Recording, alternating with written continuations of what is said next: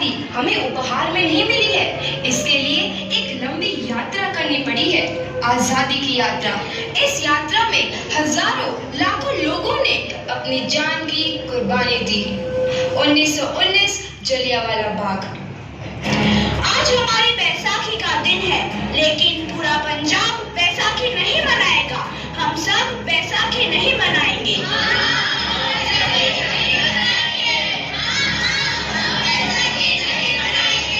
जब तक हम अंग्रेजों को भारत से बाहर नहीं निकाल देते, पूरा पंजाब बैसाखी नहीं मनाएगा। अच्छा, तो तुम सब हमारा विरोध करता है, भाग जाओ यहाँ से, इसका अंजाम बहुत ही बुरा होगा। हम नहीं जाएंगे, तुम लोग जाओगे, हमें नहीं, तुमको भारत से भागना होगा। Soldiers fire!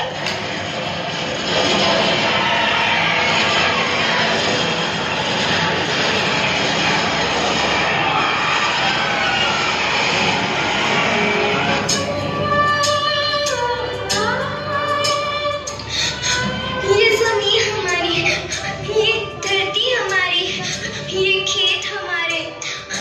अभी थोड़ी देर पहले हमारी ये फसलें लहरा रही थी, पर इन अंग्रेजों ने हमारी फसलें बर्बाद कर दी। इन अंग्रेजों ने एक ही झटके में इन सब फसलों को काट दिया।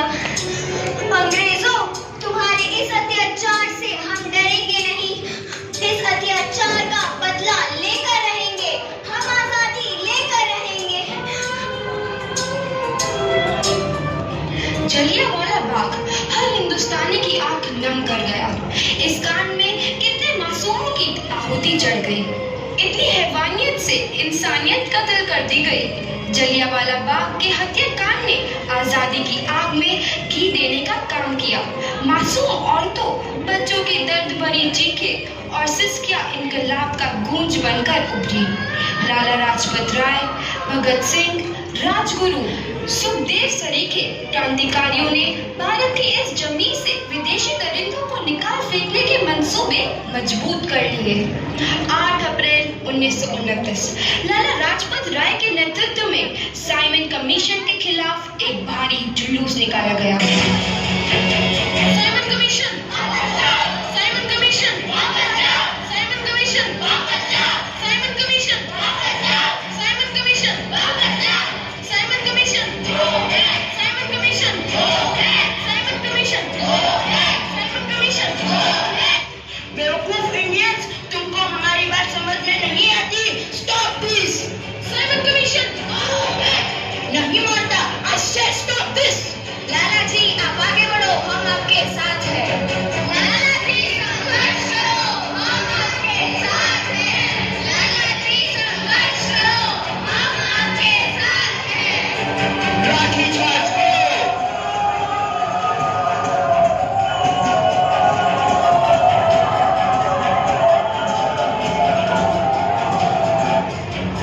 लाला जी को तो बहुत गहरी चोट लगी है, उनका सर फट गया है। मेरे शरीर में लगी एक एक लाठी अंग्रेजी सरकार के कफन में कील का काम करेगी। ये आजादी की लड़ाई रुकनी नहीं चाहिए। ये जिम्मेदारी मैं तुम सबको सौंप कर जा रहा हूँ।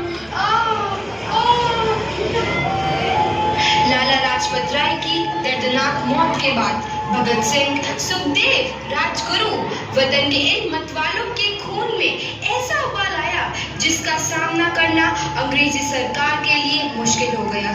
अंग्रेजों को करारा जवाब देने के लिए स्कॉट और सैंडर्स को मारने की रूपरेखा रची गई।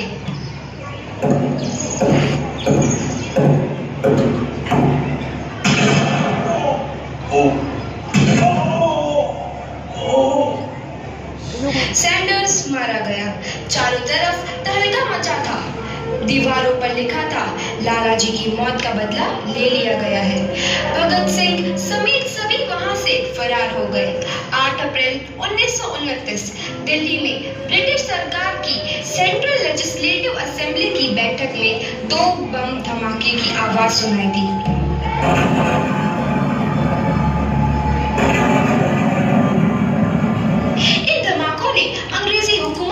हिलाकर रख दिया। इस घटना को अंजाम देने वाले भगत सिंह से राजगुरु और सुखदेव ने अपने आप को अंग्रेजों के हवाले कर दिया। 1930 को अदालत ने अपना फैसला सुनाया। मुलजिम भगत सिंह, मुलजिम राजगुरु, मुलजिम सुखदेव को दफा 121 और दफा 302 के तहत ये अदालत तीनों को मुजरिम करार देती है और इस गुस्ताखी के लिए ये अदालत इन तीनों को सजाए मौत की सजा सुनाती है। सरफरोशी की तमन्ना अब हमारे दिल में है, देखना है जोर कितना बाजुए कातिल में है।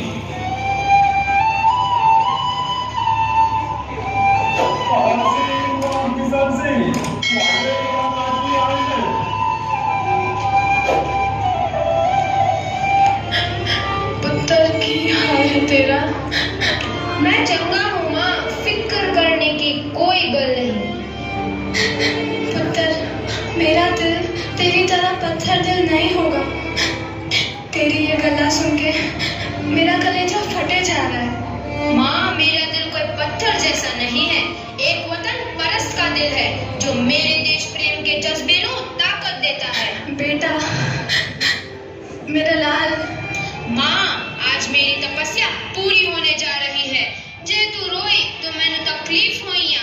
सोच, तेरा पुत्र आज शादी करने वास्ते जा रहा है। फर्क केवल इतना है, वो घोड़ी पर नहीं फांसी पर चढ़ने वास्ते जा रहा है। आज तू क्रांतिकारी की माँ है, कल तू एक शहीद की माँ होगी। माँ, पुत्र भगत, तू इतनी छोटी उम्र में हम सबको छोड़ के चला जाएगा? तूने जिंदगी में देखा ही क्या है पुत्र? मैंने अपनी माँ देखी है, जिसने मुझे एक ही बात बताई है कि बेटे, अपने देश के लिए एक बार मरना 100 बार जन्म लेने के बराबर होता है। अच्छा माँ, अब आशीर्वाद दे, आखिरी बार विदाई लेने का समय आ गया है। भगत, मेरे लाल।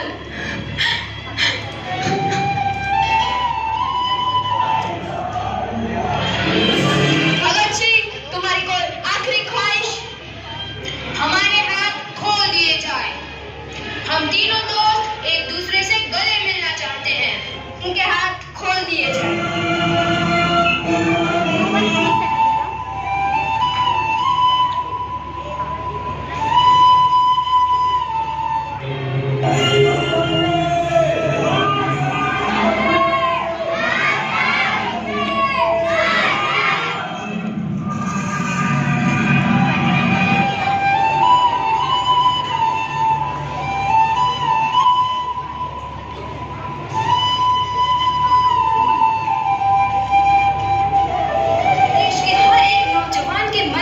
आजादी की नई उमंग हिलोरे लेने लगी।